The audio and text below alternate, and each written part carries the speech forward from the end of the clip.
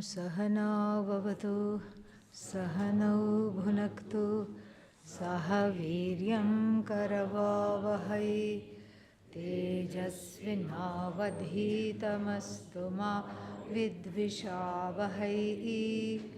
Om Shanti Shanti Shanti.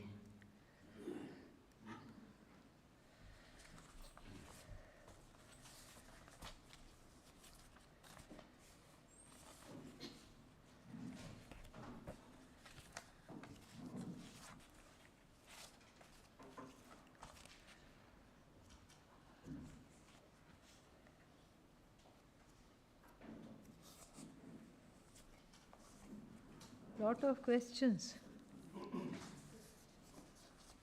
Look at that. Yes. So, let us see. Gita book mentions the second chapter as Sankhya Yoga. We say Jnana Yoga. Sankhya Yoga, Jnana Yoga, same. Yeah. Samyak khyayate iti sankhya, that which is well known, and that is that is well known. Why is it well known? Because it's very popular. Sankhya means this is the knowledge that one needs to be free of samsara. Sankhya is jnana. Sankhya is ancient name for jnana. So there is not a problem with that. And even we call it Sankhya Yoga only. And Lord Krishna also calls it Sankhya. Yat Sankhyahi prapyate jnanam tad yogaihi api kamyate ekam sankhyam cha yogam cha yah pashyati sapashyati. 5th chapter, it is told like that. So it's the same. And we also say Om Tat Sat, etc., etc., etc. Srimad Bhagavad Gita Su Upanishatsu. What do we say? Sankhya Yogo Nama. We don't say Jnana Yogo Nama. Also in the 6th chapter, Atma Sanyama Yoga. Yes, some people call it that. Atma Sanyama Yoga, we say Dhyana Yoga. Yeah, so Atma Sanyama Yoga here means topic, okay? The Atma Sanyama, same thing.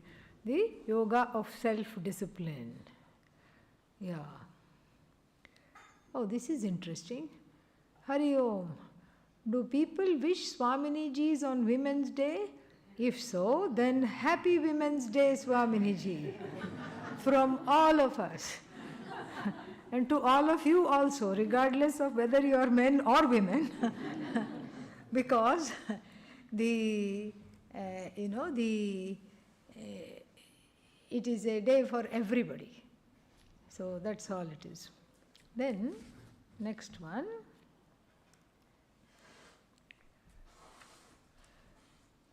How has your frame of reference changed from when you were a student of Vedanta versus today in terms of how you perceive the external world? Yeah, that's a good question. And it's not really about me, me as in this body, mind, sense complex. It is about an individual's journey. So, I am also an individual. I was not dropped from the sky. I'm an ordinary person. And I too had to go through the same things that everybody else has to go through when one pursues this knowledge. So what is the thing that one has to go through? A relentless letting go of wrong notions. Relentless. And if one is a lover of truth of the self, then one does it. Even grudgingly at first perhaps, but one is with a teacher as brilliant as Pujya Swamiji, one cannot but see the truth. The way he taught us, one cannot but see the truth, and that is what one has to do. And the beauty of this is that it is not the person who is the teacher has already undergone whatever you may be undergoing. And that is actually makes the teaching space safe. Because if the teacher was somewhere on a pedestal and was born enlightened, quote unquote, then difficult to relate, you see. And what is beautiful about Pujya Swamiji and other Mahatmas that he has ordained to be Swamis is that they are all very, very relatable. You feel like you talk to any of Pujya Swamiji's teachers. Anybody who has been taught by Pujya Swamiji, they are all very, generally speaking, quite relatable. They are able to relate. It's easy to relate to them. That is the idea, and that is how it is. They say that there is one Shatashloki, a very interesting book of 100 verses on Vedanta. Very, very interesting. And the first verse there says, applauding the Guru, because of whose grace he could write this book. The author says that, "O Guru, shall I compare you to a philosopher's stone?" What is the philosopher's stone? That which people in the medieval ages and even in the ancient India were very fixated on trying to turn iron into gold, metal into gold. That is all the subject matter of something called alchemy. So this was something which everybody wanted to know, how to turn things into gold. And so the author asked, "Shall I compare you to a philosopher's stone? Because everything that you touched turned into gold." He says, "No. This is not," he edits himself. He says all in verse. He's editing himself in the process of composing this verse. And he says, "No, this is not an apt comparison, because the philosopher's stone only turns metal into gold, but cannot turn the metal into another philosopher's stone." But you, O Guru, in creating this whole parampara, not creating, in continuing this parampara of teaching, has converted so many of your students into what? Philosopher's stone. What is, in the example called as the philosopher's stone, which is what? It's like it's not easy to create so many teachers. And for this we are grateful to Pujya Swamiji. That is what it is all about. It is not about one person. In fact, Vedanta thrives because it is not based on a person. It is based on the truth, and that truth is perpetuated by every teacher who is a hero. A hero. Why? Because even though they might be unsung, untalked about, they have passed on the knowledge to the next generation of students, who then became what? Teachers, who then again passed on this knowledge. And therefore we are not worried, even if there was one person. People ask me this all the time. If one teacher in the lineage, one bad apple, one teacher in the lineage is little off, corrupt, fraudulent, bad apple in the bunch, will not all the other, will not the whole parampara go bad? No. Because the truth is like that. Since the truth is centered on you, you are that truth, there is no way of distorting that. There is absolutely no way of distorting that. That's why we can say this is a lineage that began with Adi Guru, Dakshinamurti, and it continues till today. Why do we say it continues till today? Because students are there, teachers are still there, and so it continues till today.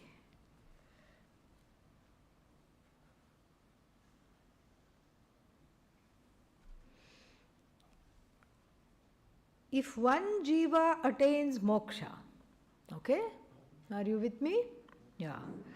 And realizes that there are no other jivas, there's only me. This jiva realizes only Brahman is there. Does this liberation dissolve the bondage of all? Wouldn't that be nice? Wonderful.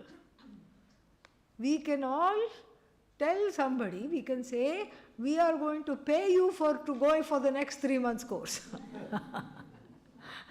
We will pass one pot, put the money in the pot. What am I going to be doing? Watching Netflix. Okay, I'll be watching something on Netflix. You go. You be the proxy jiva who gets approximately what this knowledge is all about. We are rooting for you. Yay, yay, we are saying, go get this knowledge. I'm going to, I'm going to pay for you for the next 3 months course. You go. And then what do I have to do? Eat candy. That's all. And as soon as you get enlightened, what will happen? Yes, Jagan Moksha, the whole Jagat will get moksha. Wouldn't that be nice? Because jivas include cat, dogs, creepies, crawlies, fish, 2-footed, 4-footed, 6-footed, 8-footed, Dvipadi, Chatushpadi, Ashtapadi, all these things, Shatpadi, everything. So then there is no reason for the Jagat to exist. Why? The Jagat is the stomping ground of karma. This is the stomping ground to exhaust karma. So if everybody realizes, if everybody understands, there is nothing to realize. If everybody knows, I am what? I am free. Everything is me. I am free. If one person knows, then since that Brahman is in all, does everybody get quote unquote enlightened? No. Alas. So what to do? Take the next course. That's all. That's all to do. Keep studying. So, because that's not a possibility. Why? Because who is feeling the bondage? I am feeling the bondage, let's say. I feel stuck in this body, mind, sense complex. I feel confined. I feel a notion of bondage. So, and is the notion real? No. Even though it feels oceanic, it is not a notion of bondage. What is it? Notion. And so therefore, what do I have to do? I have to remove. So it's like everybody is Brahman and one person got fever, and so what? Yeah, somebody else took the pill, and then that means what? That person gets well. Or better example, during the Corona virus, I call it the Karuna virus because that made everybody study Vedanta. Before that we didn't even know such a thing, online Zoom. Then now everybody sat in lockdown, couldn't stand themselves, were deprived of malls and balls and had to sit and study Vedanta. So in the coronavirus, everybody is sick. 1 lakh people are sick at the same time. One person takes the antiviral, everybody should get well by the same logic. But that doesn't happen because each body, mind, sense complex is born because of this particular karma, and the karma is because of Atma Ajnanam, and this Atma Ajnanam, although mithya, although afflicting everybody, manifests in each person, and so each person has to take care of it by going to the teacher. And so, or must each jiva, as long as ignorance persists, resolve its own karma. Correct. That is the second part of what you said is correct. If bondage is an illusion, what is the true meaning of universal liberation? There is no universal liberation because there is no universal bondage. So if bondage, you see, first part you got this here. If bondage itself is an illusion, correct. Then liberation is also an illusion. Remember the cow story? Huh? Don't say which cow. Yeah. The cows that were, where the ashram, where the ropes to tie the cows were stolen. So you pretend to tie the cow and the cow feels it is tied up. And then the next day you pretend to untie the cow and then it runs away to the water, to the grass. So in the same way, if bondage is notional, then liberation is also what? Notional. Yeah, what is moksha? What is bondage? These are all part of that dyad we have been talking about. Moksha, bondage, opposites. This is what the mind catches on to. If bondage is notional, moksha cannot be real. Why? Because moksha is already there. It is you. It has to be understood properly. It is you, it is here, and it has to be properly understood. What is Swadharma? How to know one's Swadharma? How to apply Swadharma according to which qualities, obligations or duties? Okay, very, very specific question. Good. What is Swadharma? Swadharma means whatever I have to do in this life. That's a very general answer for a specific question. I understand. Swadharma means everything that I have to do in this life. One part of it is a no-brainer. As soon as I wake up, what do I have to do? Brush teeth, take a shower. All these things I have to do. If I am not going to do, who is the loser? I am the loser. Within a few days, I will not have any friends. Nobody will sit next to me. So therefore, these are things, these are all Swadharma. And then one comes with already certain roles. Before I am born, I am son, I am daughter. Somebody has already claimed me as their child. Somebody else has claimed me as their grandchild. Somebody else has claimed me as their sibling, brother, sister, aunt, uncle, niece, nephew, so many relationships. One is born related. I didn't ask to be born. I certainly did not ask to be born related. But then the show goes on. The show must go on. So I have to learn how to relate to people, how to relate to situations without hurting others or targeting myself. This is really the culmination of Swadharma. This is where Swadharma has to end. That is the end point of Swadharma. Now, how to get there? This is two ways. One is doing what one has to do over and above listening to the feelings of I don't feel like doing it. There is no feel like doing it. If you bring a child to the world, you have to raise it. You can't say I don't feel like taking care of it. And then same thing. If you have a house, you have to take care of it. Same thing. With everything, that is what it is. And so, if you have a child, if you are a mother or a father, you have to take care of the child. If you are a spouse, there are certain duties.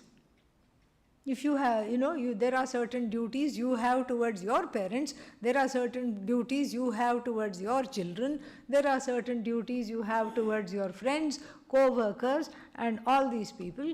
And this is a duty-based society. It's a society based on duties, not on rights. Because if A does the duty properly, B gets their rights met, naturally.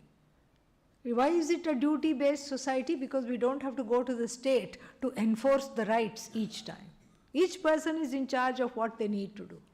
This has to be accomplished. Finally, Swadharma also, this component of Swadharma means minding your own business. If I mind my own business, I do what I have to do. Otherwise, I look around. Are you doing your Swadharma? Are you doing yours? That doesn't make any sense. I stay in my lane and mind my business, And this way I cultivated a self-discipline in order to have a rich life of internal growth, emotional maturity. I'm not worried about what other people's omissions and other people's commissions. Why are they not doing this? Why are they not doing that? I don't let the world trigger me. If I focus on Swadharma, the world will be mad. Even I am mad, but the world is also mad. I let the world be mad, but I don't let it trigger me. This is the beauty of Swadharma. So this is one component of Swadharma which is a no-brainer. Take care of whatever you are meant to take care of. And sometimes you might be called to do things for which you did not sign up. You are walking in a big metro like Delhi or Mumbai. You are walking and then you see a child running into the road. What do you say? Not my child, not my problem. Do you say that? No. What would you do? You have to go, you'll just go take it to safety and then look around. Where is the mother? Where is the father? What are they doing? And then hand the child over. That's what you do. You can't say, I didn't sign up for it. I had other plans and here I am taking care of this child or something like that. This is also in a way Swadharma. And then the study of one's own Veda is Swadharma. Veda includes what? Vedanta. So Vedanta study is something that one has to do. All this is no-brainer. One component of Swadharma is what is it that I have to do? What do I have to do? In the course of unfolding this life as an adult. As a child also there are certain duties. And as an adult also, of course, those duties are mindfully done. And then the other component of Swadharma is contemplating on why I am in this particular body. Why am I not in a dog's body, in a cat's body? Why am I in a man's body? Why am I in a woman's body? Why am I in this upadhi? This is important. Why I am in this upadhi is important to understand, because this is not an accident.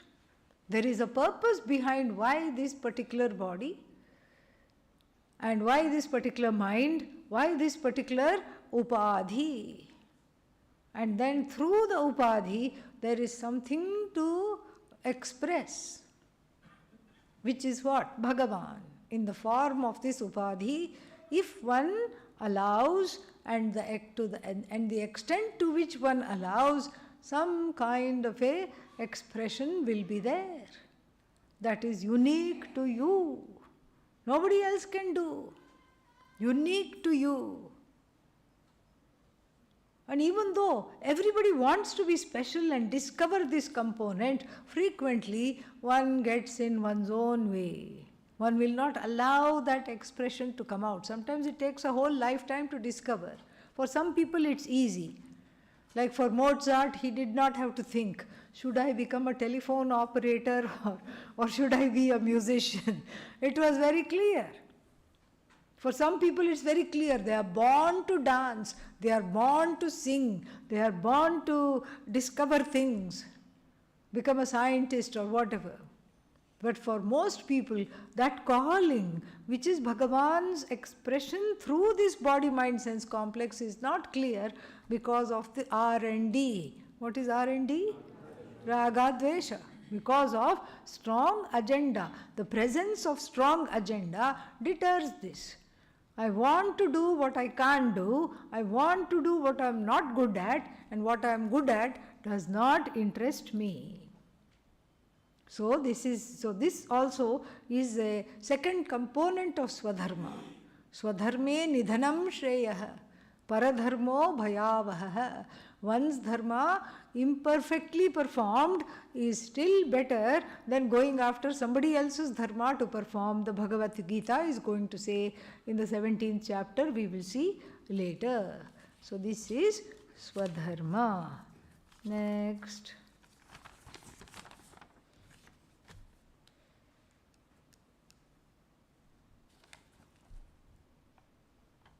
We have been told that the world was created by Ishvara's Maya Shakti, and our body is assembled from the 5 elements and the gunas. Karma and the causal body are the cause of samsara. No, ignorance is the cause of samsara, and that is what is called causal body. Yeah. But before the first jiva existed, how could they have accumulated karma? Very good question. There is no first jiva. Yes. No first jiva. Why? Anadi. Beginningless. Jiva is beginningless. No beginning. So there is no first jiva. No beginning. Because if the jiva began, that means what? Ignorance also began. So what? Let the ignorance begin. Let the jiva begin. If ignorance began, what was there before ignorance? Knowledge. So knowledge then became what? Ignorance. Who will study Vedanta? Because now if I get knowledge, tomorrow it will become what? Ignorance. What kind of a knowledge is that? Limitless, whole, forever? Never. That doesn't distinguish. So therefore, jiva better not have a beginning. Otherwise we will be putting our foot into our mouth in terms of contradictions. Jiva cannot have a beginning. Ishvara cannot have a beginning. Satchidananda cannot have a beginning. The difference between Jiva and Ishvara, when did it begin, you cannot ask. That also cannot have a beginning. That's 4 things. 2 more things are there. I said I would look it up, I forgot. 2 more things are there which don't have Maya, doesn't have Avyakta. Maya doesn't have a beginning. 5, and 1 more thing is there. 6 things. Anadi. Shadayate Anadayaha. These 6 are beginningless. And Jivaha, Ishvaraha, Jiveshwarayo Bhedaha, and Chit. Chit is this thing. Chidabhasa. All this is beginningless. Many things are, 6 things are said to be beginningless. Jiva is one of them. If Jiva had a beginning, then knowledge also and ignorance also will have a beginning. And so we cannot brook that argument. So therefore, we have to say there is no first jiva and there is no first karma. Because if there is a first jiva, that must have been dropped out from the sky. How did it accumulate? No, because this is anadi and cyclical, and so there is no first, what is that? First cycle of creation is not there. First jiva is not there. First whatever is not there. First, what is that called? The difference between Jiva and Ishvara, the alienation, feeling of alienation does not have a date of beginning. That is why. Okay.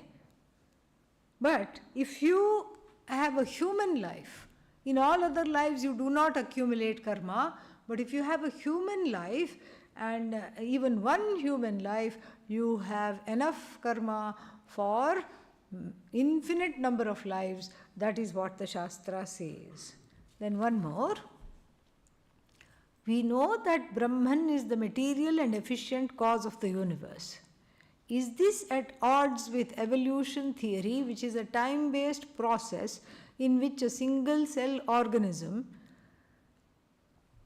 gradually evolved into apes and then man? Why only man? Especially on International Women's Day? Yeah. So from now on we can say humans. Okay? Yeah. So apes and then humans. We have physical evidence of this evolutionary process. It's not at odds with evolution, because Brahman, being the material and the efficient cause of the universe, cannot be at odds with evolution. What does what is that? Abhinna nimitta upadana karanam. Material and what is that other one? Efficient. Efficient, I don't say. Material cause and knowledge of the universe is Ishvara. Okay. And then what does evolution say? Single cell became many cells. It did not become by itself. we would say. We don't say that single cell did not become multi-cell. Single cellular animal, amoeba, did not become multicellular animal. We are not going to say that. Why? Because as you say, it is based on facts and it is observable. What do we say? We say, how did this single cell become multi-cell?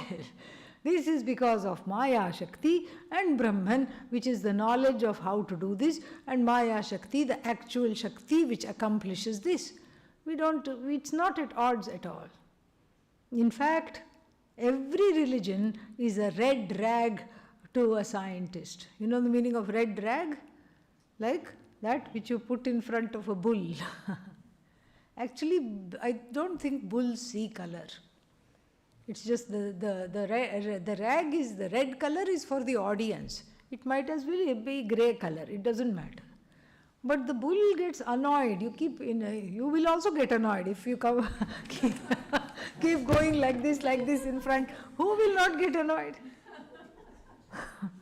It's a very annoying thing to do. Poor bull, it's minding its own business, and this fellow with all machismo, he goes and he just, irritates this bull, putting a cloth in front of it. Naturally, it charges. So this is called red rag, proverbially. So for every scientist, religion is a red rag, except Vedanta, because Vedanta is not a religion. It's a pramana. A pramana cannot contradict other pramanas. Eyes cannot contradict what ears do. So science is what? Based on induction and deduction, inference. Multi-step inference, one-step inference, two-step inference. It's based totally on inference.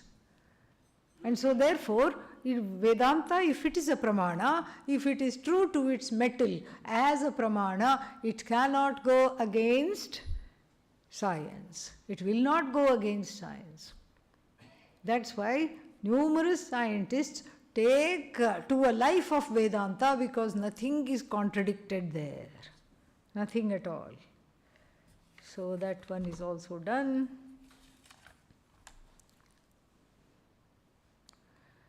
While ignorance is the cause of suffering, why uneducated, simple daily labor appears to be more happy than the so-called educated?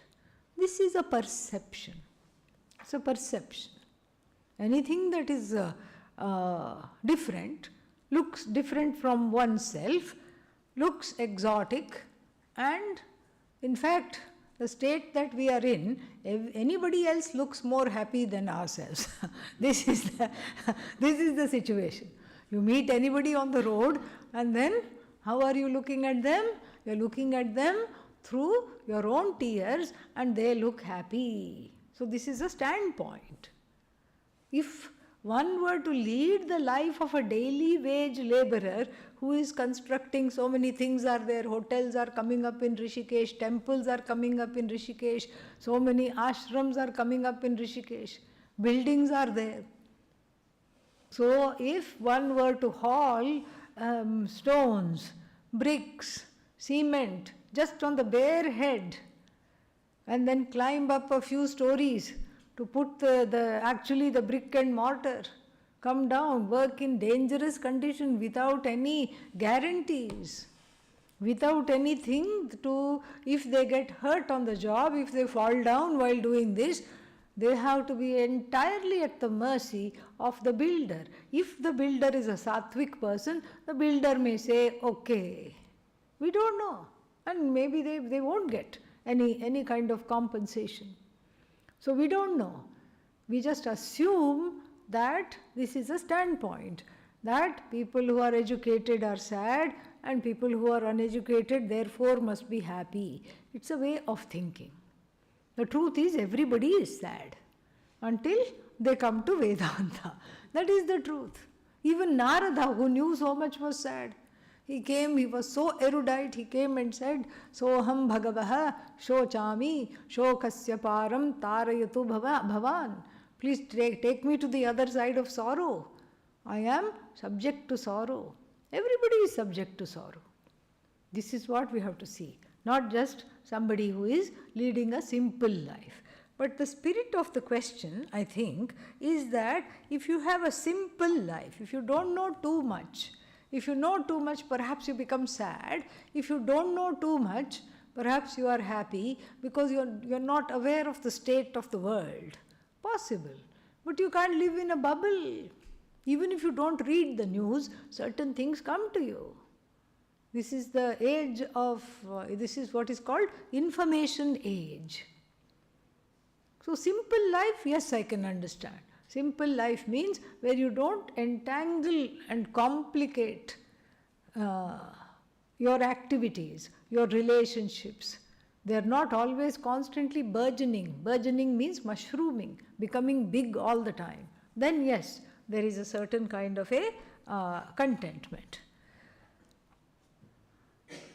While consciousness is not in the mind, please explain the words conscious mind, unconscious mind, subconscious mind.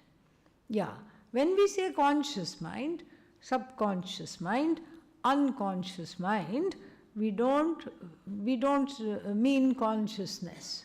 We just mean what the modern psychological parlance talks about it. Conscious mind means those thoughts, those ideas which I am aware of, those issues that I am aware of, those triggers that I know exist. Certain things make me happy, I know that. Certain things make me angry, for example, I know that. This would be what is called conscious mind. There are certain things partly aware, subconscious mind. Unconscious mind is that, the storehouse of pains and sorrows that are not processed, that are not available for processing because they are somewhere deep down and they have been suppressed. Unconscious mind.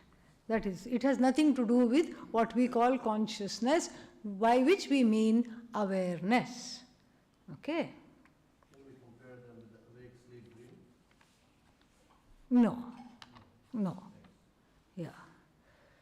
How do you explain the concepts of hypnotism, neuro-linguistic programming with reference to mind management? Anything that helps. Hypnotism is wonderful. Hypnotism, there is hypnotherapy, where the person who feels unsafe to share things in therapy is lightly hypnotized, creating a safe space. And hypnotism is wonderful, especially for resolving addictions.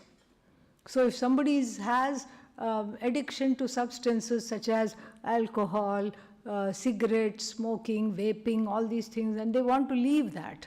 They cannot handle that and they want to leave that, and then the hypnotic suggestions working on the subconscious mind here really helps them to quit the habit.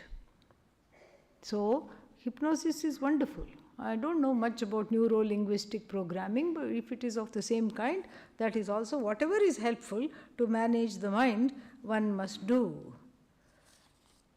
Then, next one. Why do we feel sleepy in Vedanta class? I'll come to that. Maybe we'll end on this note. Okay? Yeah. In Vedanta teaching, there is an emphasis on accepting what is. How should then one understand the role of social action? That is also what is. Because if social action is possible, then it is what it is, correct? Yeah, social action is what it is. Revolutionary action is what it is. French Revolution happened or not? Yes. The Indian War of Independence happened or not? Yes. And so too with all the revolution. Russian Revolution happened, French Revolution happened. And so there is a kind of these things happen in cycles, where it's a beautiful dance of the cosmic will and the individual will. So the individual will tugs and pulls at the cosmic will and then tries to grab, for example, power, abuse power, There is corruption, there is pain, there is sorrow, people feel controlled, people don't feel free in any kind of a global, or a national situation. And then what? People put up with it as much as possible, and after that what do? They rebel, naturally. If you tie up the dog, it will rebel. If you tie up a human being also, they will rebel. So then that rebellion is also part of this cosmic dance, because it is allowed here. It allows the rebellion, and it goes in cycles. Then everything is in a certain kind of a stasis. The dance is, just like how the Bharatnatyam dancer, after doing a very quick number, just rests and walks back and forth, just like that. She just takes a few steps back and forth. It's a kind of with her hands on the hips. So there is a kind of a stasis. There is a homeostasis, and then again there are, what is that called? Kernels, seeds of unrest.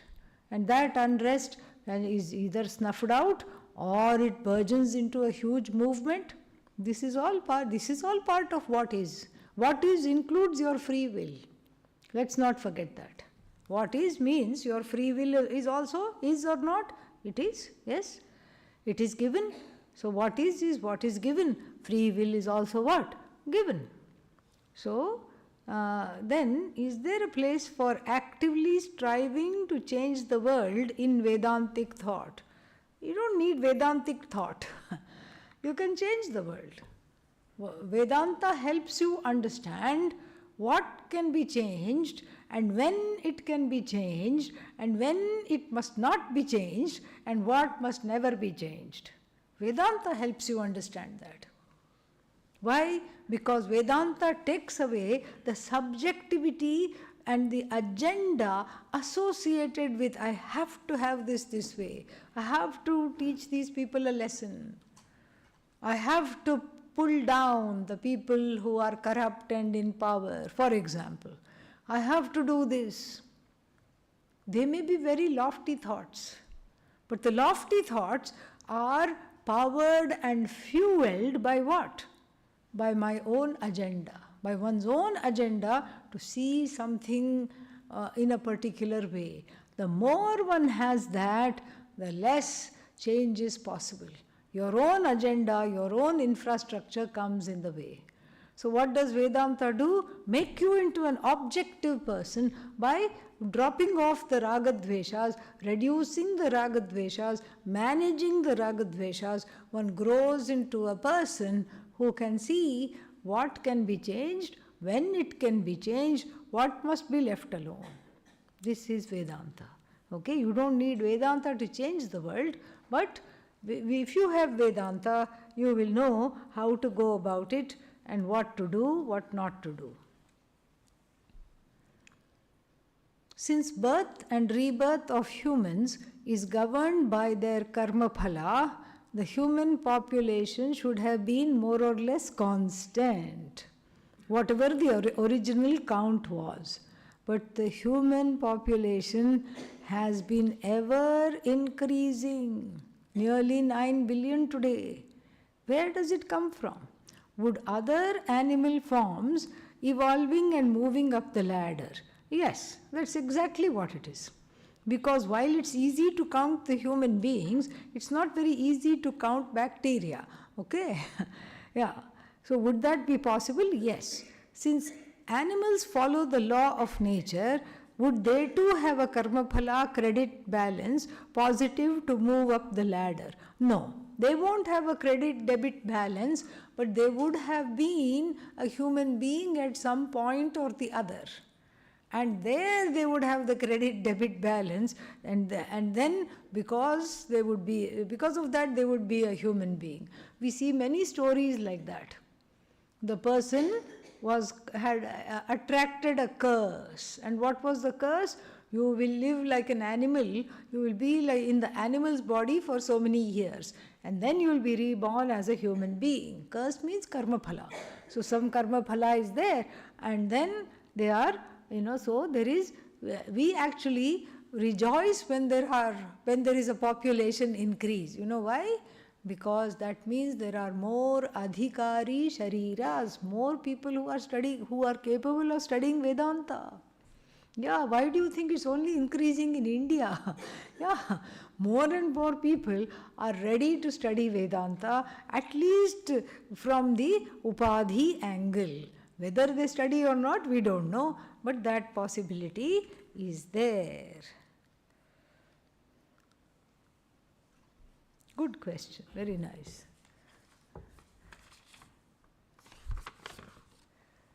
If the unconscious mind should not be dealt with at the time of meditation, when should it be dealt with?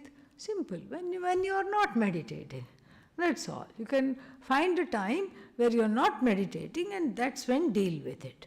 Okay? Yeah. Then, is the study of Advaita Vedanta only darshana, a substitute for therapy? Is the study of Advaita Vedanta or any darshana a substitute for therapy or mental health care? No. The study of Advaita Vedanta is for liberation from samsara. In a way, one can call it super therapy if one is ready for it. But what Vedanta deals with is garden variety neuroses, yeah, which everybody has. Some have it to a greater degree, some have it to a lesser degree, but we are talking about subjectivity, reactivity, anger, pain, sorrow in amounts that are manageable, in manageable amounts. But so then what does Vedanta do? Vedanta, by teaching you your own true nature, helps these things to fall away. When liberation comes, it falls away. Sometimes, sometimes for some people, or for a short period of time for some people, there might be a certain deluge of emotions. Suddenly, what is that called? Dark night of the soul or something like that. One is going through a growth phase, or one is going through a phase of emotional maturity where everything comes all at once. And that's when therapy can help. That's when yoga can help. That's when any other thing that is, what was the other question about this neuro-linguist programming, hypnosis, whatever it is, that can help. It needs to be taken. Why? Because immersed in this deluge of emotions, the person is not temporarily, hopefully temporarily, available to study. The study will not have an effect until there is a little clearance. That's the thing. Isn't it a catch-22? Like the person was told, the village simpleton was told, if you get married, you will be okay. Everybody thought him to be dull. Nobody would give him their daughter. Nobody. In their right mind, no parent would marry their daughter to him, leading to a famous catch-22. Until he is married, the madness won't go. And until the madness goes, he won't get married. So, is this somehow like this kind of a catch-22? Until the clearance is there, emotional clearance, mental clearance, until that clearance is there, Vedanta will not take root. Until Vedanta takes root, the clearance is not there. To a certain extent, it is a catch-22, but it's only an as-though catch-22 because one can help. It is just like, the bodybuilders are also drinking whey protein. It helps. So similarly, a student of Vedanta needs to do whatever it takes to be present in all times. Not to, the point of Vedanta is not therapy, the point of Vedanta is liberation. So I have to be available at all times in all ways so that I can study and I can assimilate this knowledge. If I see something is coming in the way, I have to take care of it. Sometimes Vedanta will also give me the tools to take care of it. That is how it should be. Can a Swami or Acharya be a substitute for a mental health care professional? Not really. Not really. The only exception to this was Pujya Swamiji. And he has really dealt with so many health conditions with great success. He has done that. And that is because psychology he was very, very well versed in that, and it was very dear to him, and so he was able to counsel people. He was really able to sit and counsel people for hours together. We are not equipped to do that. We are more like the signboard that says, this is what it looks like, this is what the landscape looks like, this is the inner landscape, and then we can discuss the problems together. Here is what needs attention, here this might help, but then after that, one has to, if one needs more, one has to seek a professional therapist to help to overcome that. So then, what works best for what kind of person or situation? Study of Advaita Vedanta. Yeah, I think I have covered this. Vedanta can help a general feeling of doom, which everybody has. But then, if there are any specific situations which are outside of the scope, that for that Vedanta will not be able to address by itself. It has frequently been said that people with resistance to Ishvara have trouble with authority. Is compliance with authority some sort of a virtue? No. Compliance is not a virtue. When one looks around, exploitation by authority figures is rampant, be it in the family, workplace, or government. Is a healthy skepticism of authority, is it not warranted? It may be warranted. It may be warranted. Nobody says it's not warranted. But if I'm coming under the spell of that skepticism, then I have to see. And if I'm noticing always exploitation in every situation, then it could be my perception or it could be the reality. I have to use discernment. I have to discern. But usually, authority issues and difficulty with Ishvara go together, because there is so much hurt and pain in one's childhood that one has felt betrayed by the authority figures. Those authority figures which were supposed to nurture, which were supposed to not just nurture, protect. Every child needs protection. It cannot be betrayed like that. They were supposed to protect, they were supposed to take care, they were supposed to love. And what did they do? None of the above. If in this kind of a situation, there is a fear or a hatred or a resistance, whatever word you want to use, of authority figures. So the healthy skepticism, nobody says it's wrong. But when the healthy skepticism turns into a pattern, and a pattern where confronted by anything remotely authoritarian, what one considers authoritarians, it sets one off, then it is no longer in the realm of healthy skepticism. Then one is not being objective. One is come under the spell of this authority issue, which can be resolved easily, which can be easily resolved by so many things we have discussed, surrender to Bhagavan, prayer, etc. Have I answered all of them? Yes. Now, I would really like to know the reason why we feel sleepy in Vedanta classes. even when the subject is interesting. It is due to something other than physical fatigue. Physical fatigue is there, every Vedanta student is tired all the time, okay? Yeah, you're not the only ones. All Vedanta students are tired when? All the time. This is because one really is not used to thinking so much. Here you're mental, and I mean it in the nicest way, okay? So there's a lot of mental activities. So one is kind of mentally fatigued, and then there is not that much any other thing, it's just cognitive mental focus.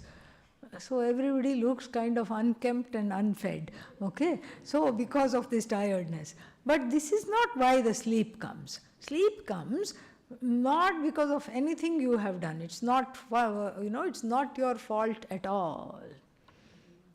The goddess of sleep was very frustrated. Her name is Gudaka Devi. And Arjuna is called Gudakesha because he could sleep standing up. He had mastery over sleep. He could sleep like a horse, standing up with one leg against a tree. He could sleep up. He could sleep. He could take a nap. So, Gudaka Devi goes to Lord Krishna and says, "Where is my place?" These human beings have come to the conclusion they are owls. They are always up at night. They never go to bed. Even after they go to bed, they are doom scrolling the news on their devices. They are updating Facebook. They are answering texts. What's wrong with them? Where is my place? Where can I rest? I don't have any place. And then they have these strange things, these human beings called call centers. All night they are up, and then to some other country's time they are just answering questions.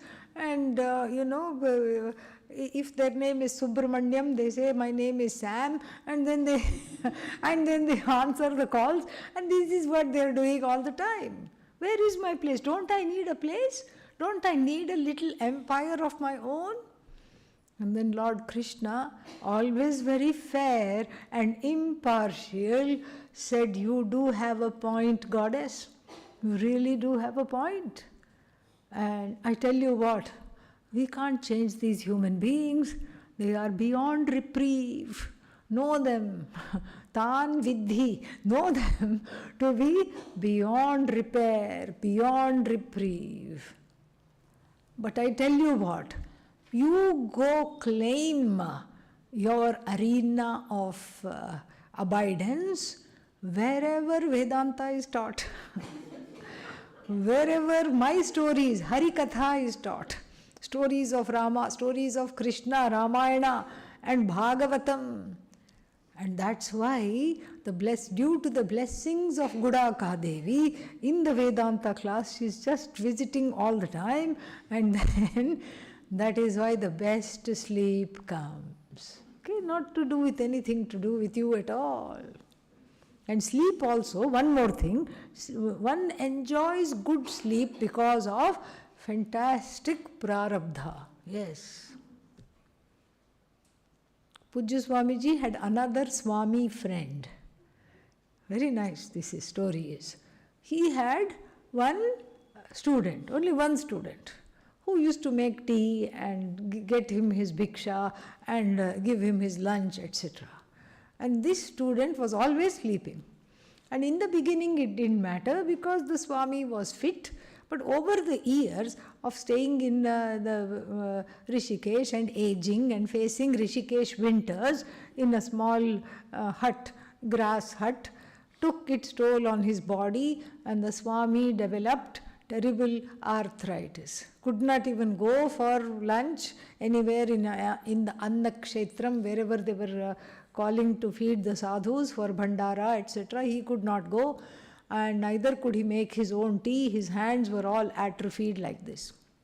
And still the student continued to sleep. When? All the time. And so one day, Swamiji found him trying to make his own tea with his fingers, which were all bent out of shape, with great difficulty, trying to light the stove with the matches and trying to put the water on the stove. And then he said, why don't you wake this person? Wake him up. Throw some cold water on him. He is thinking he's Kumbhakarna. He's sleeping all the time. Wake him up. And the Swami, who was very knowledgeable, he said, no, I cannot come in the way of his prarabdha. Therefore, I don't wake him up. Because he's enjoying good sleep because of a good karma. Who am I to come in between this person and his or her good karma? So I learnt very quickly from that story of Pujya Swamiji. So if anyone sleeps in the class, I don't wake them up.